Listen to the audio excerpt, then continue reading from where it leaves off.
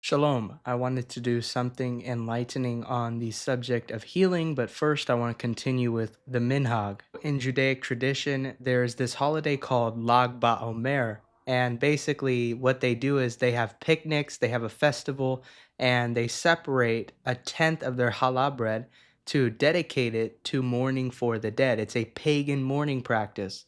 And so we don't condone this in scripture. It happens on the 33rd day of the Omer count, and we're never commanded to keep this. We're only commanded to count 49 days to the day before Shavuot and then to count one more to get to the day of Shavuot. This tithe of bread is called Hafrashat Challah, and this day commemorates the plague that was put on 24,000 of Rabbi Akiva's students ending, as well as the death of Shimon Bar Yochai, the man who is behind Kabbalah, who brought the light of Torah to the people. But what do we know?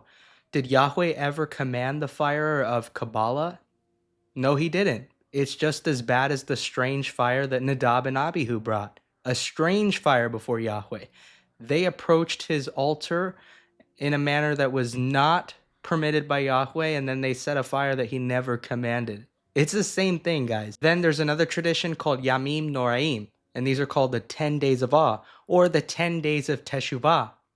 And we don't find this once in the scriptures at all.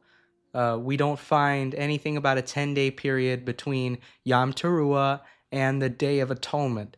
And Yom Teruah is not Rosh Hashanah. This is a Judaic tradition. It stems from Babylon. Just like the practice of dedicating challah for the dead, it does not come from the scriptures. It comes from Babylon. Why else did Jeremiah or the prophet Yirmiyahu condemn the women of Israel for dedicating bread to the Queen of Heaven, Semiramis? Because it didn't come from the Bible, because it wasn't directed at Yahweh. And these 10 days of awe is men trying to come in and add more tradition. And sure, these people do have a zeal for the Torah of Yahweh, but they're adding to his word and they're adding to his calendar, which he doesn't approve of. The reason I mentioned the 10 days of awe is because I had a middle-aged Messianic brother who came up to me and said that, 10 days of awe are coming up. I said, brother, where's that in scripture? We should be engaging in deep introspection all the time and not just 10 days throughout the year. There's also this other idea that Rosh Hashanah, or the biblical New Year, happens during the time of Yom Teruah, but this is not accurate according to Yahweh's calendar. Exodus chapter 12 verses 1 through 2 tells us that there is one head of months, and this would be Rosh Hashanah, and it would only be one day out of the year instead of two, according to the Jewish Minhag. There's also the Birkat HaChama, and this is a blessing that the rabbis say because of the movement of the sun in the sky. It returns to its original position every 28 years on a Tuesday. But what does Yahweh say about all this? In Yeshayahu, or Isaiah chapter 42 and verse 8, it says, I am Yahweh, that is my name. I will not yield my glory to another or my praise to idols. I will not yield my glory to another or my praise to the sun returning to its same position every 28 years. Why? Because Yahweh tells us not to prioritize the movement of these celestial bodies. So I put this note together about Yom Teruah, because when we look at the Hebrew word Teruah, we're essentially referring to the day of the battle cry, not Babylonian festivity. And when we look at its root word, Ruah, we're essentially calling it the day of marring the silence. And then in the context of the Great Tribulation, we're talking after desolation and devastation. In Bemidbar, or Numbers chapter 29, verses 1 through 6, we read, And in the 7th month, on the 1st of the month, or moon, will be a holy convocation for you, meaning you should be gathering with fellow believers. You shall do no work, so treat it like a Shabbos, at least for yourself. It will be a day of shouting for you. Why? To announce the coming of the bridegroom, Yeshua, or according to Tanakh, Yahweh. It's a rehearsal process, folks. Because there will be several rounds of shofar blasts leading up to Yeshua's coming, because of course there have to be multiple alarms that get sounded before he actually does what he needs to do, we read in 1 Corinthians chapter 15 and verse 52. This is the Apostle Shaul. In a moment, in the twinkling of an eye, at the last shofar, for the shofar shall sound, and the dead shall be raised incorruptible, and we shall all be changed. Now, we've said it several times that the Apostle Shaul talks about the feast days being a shadow picture for the prophecies yet to be fulfilled. Well, in Revelation, or Hitgalut, chapter 8 and verse 1, we read about a moment of silence shortly before the sounding of the trumpets. It says in verse 1, when he, Yeshua, opened the seventh seal, there was silence in heaven for about half an hour. So when we talk about marring the silence, this happens with the trumpets that occur shortly after. So when we look at someone like Shimon bar Kokhba, who we visited before, someone like him who was a messianic figure to the Rabbi Akiva, is not or was not worthy of doing something like opening the seals that Elohim would be handing to him. And the reason is because he wasn't even from the Davidic line. But Rabbi Akiva wanted to make him the Messiah.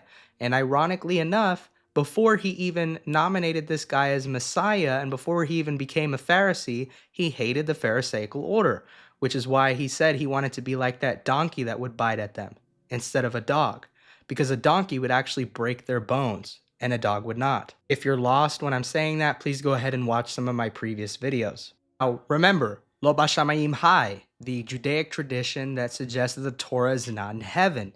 And this is a true thing. The Torah is not in heaven. However, that does not mean that the majority rule of the rabbis prevails. Now, Yahweh, some believe, had the Torah as he was creating the world. We don't see this anywhere in Scripture. This is another part of Judaic tradition. Furthermore, there's this strong belief among certain rabbis that Avram and Sarah were going around and proselytizing people, converting them to Judaism.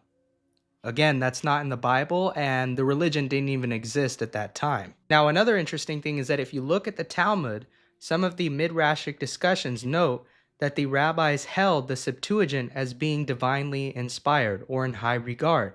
And the Septuagint was a direct, or as most of a direct as possible, translation from the Hebrew Bible to a Greek version. And because Onkelos didn't see it supporting the rabbinic doctrine directly, he made some edits so that some of the texts did suggest that rabbinic doctrine was supported, that Yahweh did indeed support a rabbinical order from the standpoint of the first 5 books. This is what we call, according to prophecy, the lying pen of the scribes, and this is what Jeremiah or Yirmiyahu warns us about. Furthermore, the rabbis have had a tradition of removing several messianic prophecies out of the Haftarah, the corresponding prophets readings that go along with the weekly Torah readings, from their schedule altogether, so they don't get read in the synagogues whatsoever. And the reasons for the removal are either arbitrary or because they were too controversial to be discussed in that environment, because it caused debates inside of the synagogue. And of course, they don't want that kind of a fire to be kindled. You know, what do we know about Shaul, for example? We know that according to the book of Acts, it was his custom to go and debate his brethren in the synagogues. But the rabbis, they didn't want any of this. They wanted as much unity as possible, even if it meant severing certain words from the word of Yahweh. Oh, I'm making my way through some master's theses. This is a very important thing to do, I believe, is to seek the word out and study it if you're going to have a proper Berean attitude. I can't really stress that enough. But ironically, in the book of Jubilees, we have another reference to 28. It says, during the 28th Jubilee, Noach began to prescribe for his grandsons the ordinances and the commandments, every statute that he knew. He testified to his sons that they should do what is right, cover the shame of their bodies, bless the one who had created them, honor father and mother, love one another, and keep themselves from fornication, impurity, and from all injustice.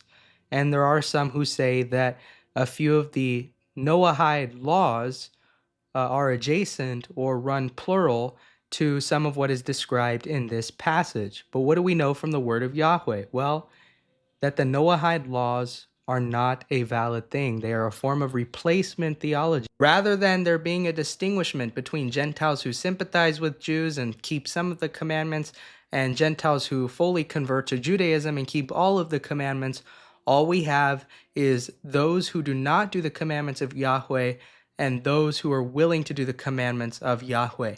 And there are no religious roadblocks in between those. That is what man teaches. Boy, oh boy, oh boy. May God bless you. we'll have to do more on this another time.